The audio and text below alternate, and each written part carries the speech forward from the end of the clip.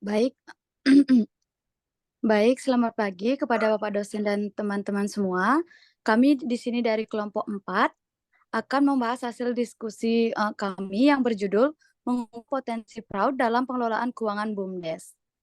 Baik, langsung saja untuk mempersingkat waktu. Di sini saya akan memperkenalkan anggota kelompok kami yang terdiri dari 5 anggota, yaitu yang pertama, Putu Tegar Ari Prasetya dengan akhiran NIM 1253, Muhammad Raihan Ali dengan akhiran NIM 1256, Komang Dedi Aldiana dengan akhiran NIM 1257, dan saya sendiri dengan akhiran NIM 1259, dan yang terakhir yaitu Kada Okta Pradipta dengan akhiran NIM 1253. Baik, langsung saja. Yang pertama yaitu latar belakang. BUMDes Labda Jaya merupakan badan usaha yang dimiliki Desa Giri Emas, Kecamatan Sawan, Kabupaten Buleleng yang sudah berdiri sejak tahun 2019. BUMDes Labda Jaya ini memiliki berbagai bidang usaha seperti pengelolaan objek wisata, jual beli pulsa, dan perdagangan beras yang diimpor dari petani desa. Usaha utama yang dikelola oleh BUMDes Labda Jaya yaitu objek wisata yang berada di Pantai Giri Emas. Berdasarkan tanggung jawab yang diemban BUMDes dalam mengelola permodalannya, maka pengelolaan permodalan BUMDes harus dilakukan secara transparan dan akuntabel. Berdasarkan penelitian dan fenomena yang ada, maka penelitian ini perlu dilakukan untuk mengidentifikasi potensi kecurangan yang mungkin terjadi dalam pengelolaan keuangan BUMDes Labda Jaya Desa Giri Emas, Kecamatan Sawan, Kabupaten Buleleng. Selanjutnya, identifikasi masalah.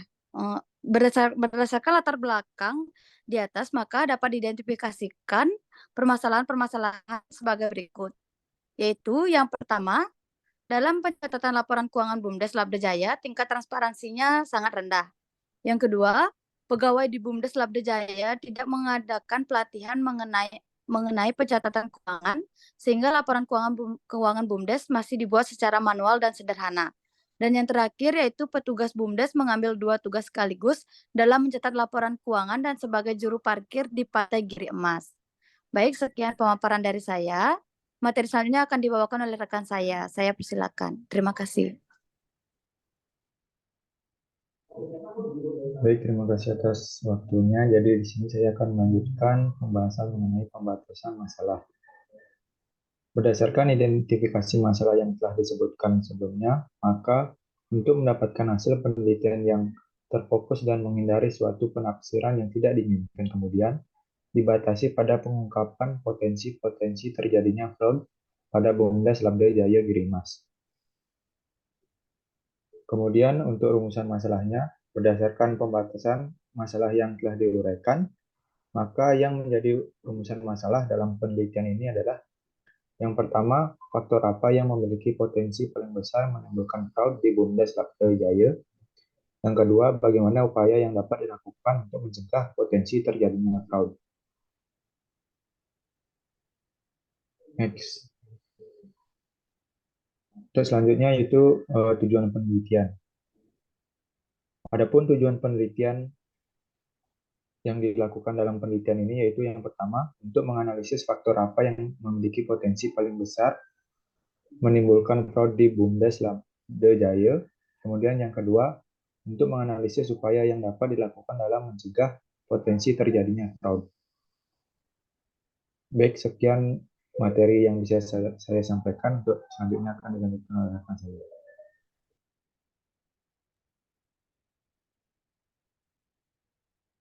Baik, di sini saya akan menjelaskan mengenai yaitu manfaat penelitian. Yang pertama itu ada manfaat teoritis. Penelitian ini diharapkan dapat menjadi referensi dalam mengemban ilmu pengetahuan dan menjadi bahan informasi serta mampu memperluas wawasan terkait potensi dan upaya pencegahan terjadinya fraud. Sedangkan untuk manfaat praktis yaitu bagi BUMDes Labda Jaya Desa Giri Emas, penelitian ini diharapkan dapat memberikan manfaat kepada BUMDes Labda Jaya dalam mencegah potensi terjadinya fraud.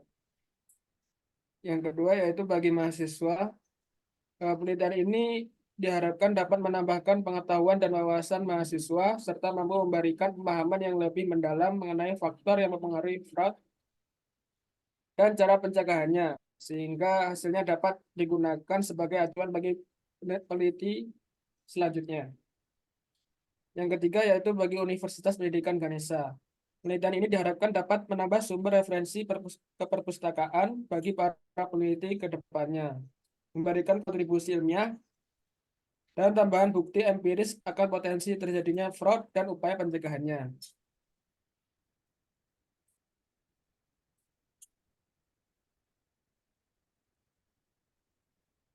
Selanjutnya yaitu kajian teori. Dalam penelitian ini, kajian teori yang digunakan yaitu yang pertama mengenai fraud. Eh, Pada teori fraud sendiri digunakan yaitu dua teori, yaitu yang pertama teori fraud triangle, yaitu teori fraud yang menjelaskan mengenai konsep yang dikemukakan oleh Cressey yang menjelaskan tentang penyebab terjadinya kecurangan. Dalam teori ini sendiri ada 3 faktor yang menyebabkan terjadinya kecurangan, yaitu tekanan, peluang, dan rasionalisasi. Yang kedua itu teori Ghana. Teori Ghana sendiri merupakan teori yang dikemukakan oleh Jack Bologna yang terdiri dari keserakahan, kesempatan, kebutuhan, dan pengungkapan. Teori lainnya yang digunakan yaitu pengelolaan keuangan. Menurut Devas, pengelolaan keuangan berarti mengurus dan mengatur keuangan dengan prinsip-prinsip pengelolaan keuangan antara lain yaitu tanggung jawab, mampu memenuhi kewajiban keuangan, kejujuran, hasil guna, dan pengendalian. Dan teori yang ketiga yaitu mengenai manajemen BUMDes. Menurut Ridwan 2014 menemukan bahwa pengelolaan BUMDes harus didasarkan pada 6 prinsip. Untuk memulai, setiap elemen BUMDes harus memiliki kemampuan untuk bekerja sama untuk mengembangkan BUMDes. Yang kedua, setiap elemen BUMDes harus secara sukarela berpartisipasi dalam menentukan BUMDes. Dan kemudian yang ketiga, setiap unsur BUMDes yang ada harus dilayani dengan cara yang sama. Yang keempat, BUMDes harus dapat dipertanggungjawabkan secara terbuka kepada masyarakat atau transparan. Dan yang kelima, BUMDes harus dapat dipertanggungjawabkan seluruh kegiatan usahanya, baik secara teknis maupun administratif.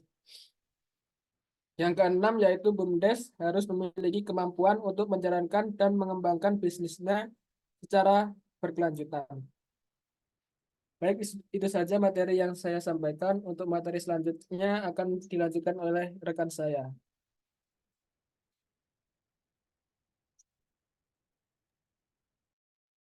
Baik, selanjutnya yaitu penelitian terdahulu yang relevan dengan penelitian yang telah dilakukan. Yang pertama yaitu pada penelitian Megawati et al. 2019 dengan judul Analisis Pengelolaan Keuangan Berbasis Sistem Uranasi pada Dadie Batan Bingin di Dusun Munti Gunung, Desa Tianyar Barat, Kecamatan Kubu, Kabupaten Karangasem.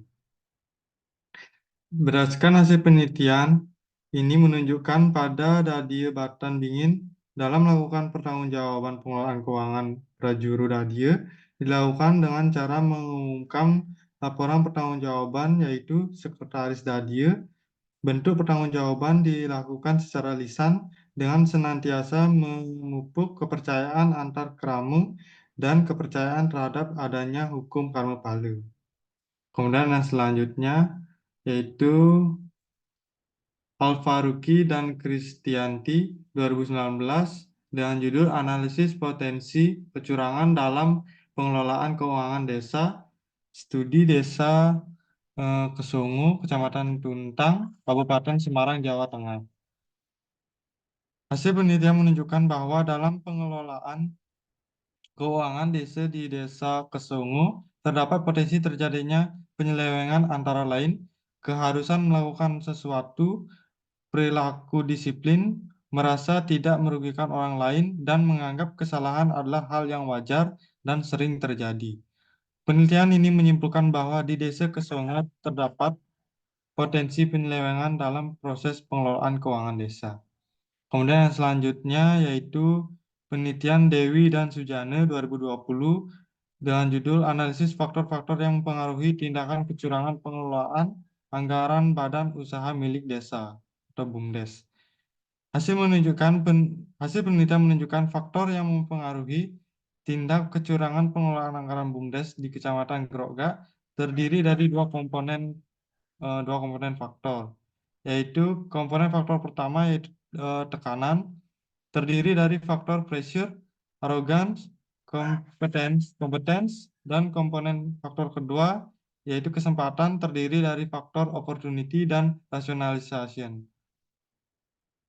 Faktor yang paling dominan mempengaruhi tindakan kecurangan pengelolaan anggaran BUMDes di Kecamatan Grogak yaitu sebagai berikut. Yang pertama, komponen faktor tekanan dengan nilai Varimax rotation 52,170% dengan faktor yang mendominasi. Yang mendominasi yaitu pressure yang memiliki loading faktor tertinggi sebesar 0,898 dan yang kedua komponen faktor kesempatan dengan nilai Varimax rotation 21,237% dengan faktor yang mendominasi, yaitu opportunity dan memiliki loading faktor tertinggi sebesar 0,864. Next slide.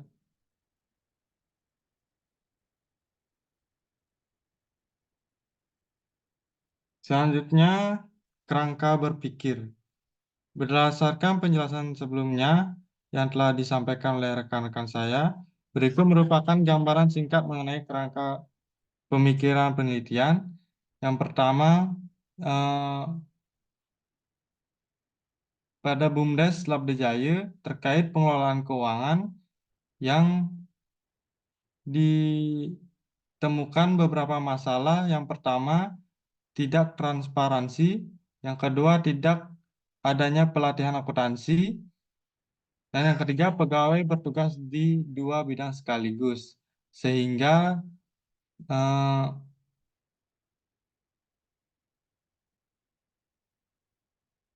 ditarik judul mengenai mengungkap terjadinya potensi fraud dari pengelolaan keuangan BUMDes Labdejaya. Sekian presentasi dari saya. Untuk selanjutnya akan dilanjutkan oleh rekan saya. Terima kasih.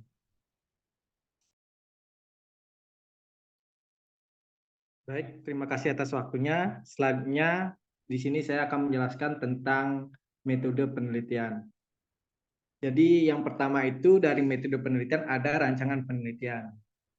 Dalam penelitian ini menggunakan rancangan penelitian kualitatif. Penelitian ini dimaksud untuk meneliti fenomena, keadaan, fakta yang ada dan menyajikan apa adanya. Penelitian kualitatif menuturkan dan menafsirkan data yang berkenan dengan situasi yang terjadi saat ini. Kemudian menggunakan juga menggunakan lokasi penelitian. Jadi lokasi penelitian ini dipakai adalah Badan Usaha Milik Desa Labdejaya, Desa Giri Emas, Kecamatan Sawan, Kabupaten Buleleng, Provinsi Bali. Kemudian dari objek dan subjek penelitian, objek yang menjadi fokus dari penelitian ini adalah mengungkapkan potensi dari fraud dalam pengelolaan keuangan Badan Usaha Milik Desa Labdejaya Desa Giri Emas. Kemudian subjek dari penelitian ini adalah tokoh Desa Adat Giri Emas, pengurus BUMDes, staf Desa Giri Emas, mantan kepala desa, dan perwakilan masyarakat yang ada, serta beberapa dokumen atau catatan yang sekiranya dapat memberikan informasi yang mendukung atas permasalahan dalam penelitian ini. Kemudian jenis data penelitian. Dalam penelitian ini, penulis menggunakan pendekatan deskriptif kualitatif. Deskriptif kualitatif yaitu suatu rumusan masalah yang memandu penelitian untuk mengeksplorasi situasi sosial yang akan diteliti, bertujuan untuk mendapat informasi lengkap tentang pengungkapkan potensi fraud dalam pengelolaan keuangan Badan Usaha Milik Desa Labda Jaya, Desa Giri Emas, Kecamatan Sawan, Kabupaten Buleleng.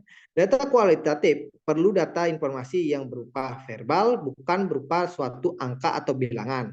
Data kualitatif didapat melalui proses wawancara, observasi, dan dokumentasi secara mendalam.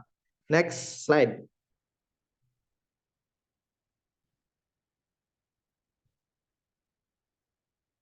Lagi.